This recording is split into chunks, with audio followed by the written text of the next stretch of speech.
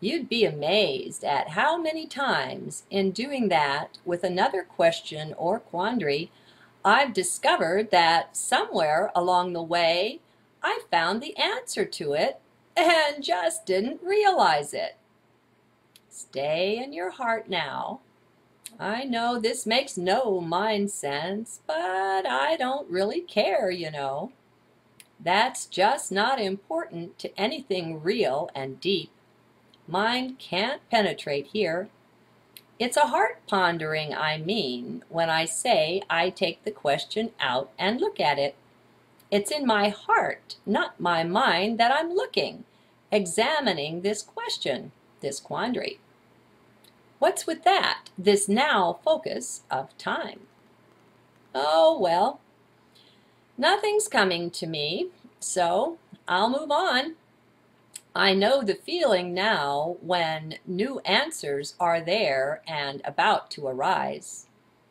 All of this is heart stuff, my friends, but guess what?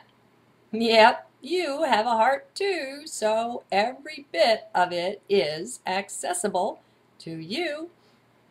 Otherwise, what sense would there be in me sharing my life like this?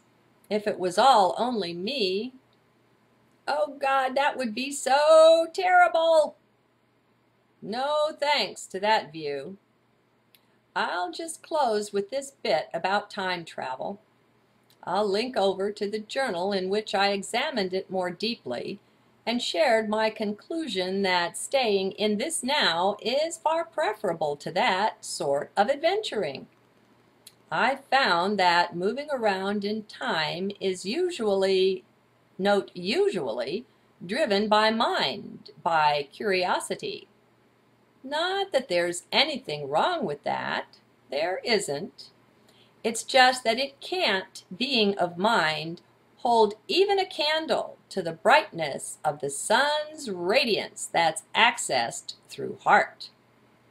So, why would I give up the one for the small, measly other? No thanks to that. Yet I do time travel, don't I? Well, that occurs in my now. It comes up when it's time, when Source brings it on, and I like it like that. It's most relevant then, and I can be sure of the benefit.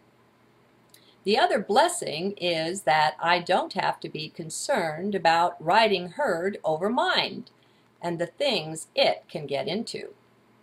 Mind is actually a bit of a dangerous place to be, since that territory is so mastered by controllers and such, and they've got it mapped out and mined with their traps all set, just waiting to spring on some adventurous one stepping out in new territory and not quite knowing the lay of the land.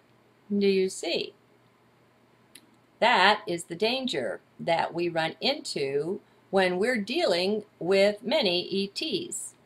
What are they after? What are their native abilities, and how do they use them? What are their morals, their ethics, and what regarding us? Are we nothing to them, like our lab rats to us? Just look at what we do to our lab animals, my friends, and the cold way we do it. Now, don't point the finger at some Illuminati so boldly. Try pointing instead at you and at me and at us. We're no better than that, don't you see? So, I'll close with this caution. The blame game must go. It's not good for us, for we're all really one, really kin. That means all. Yep, you may have guessed it.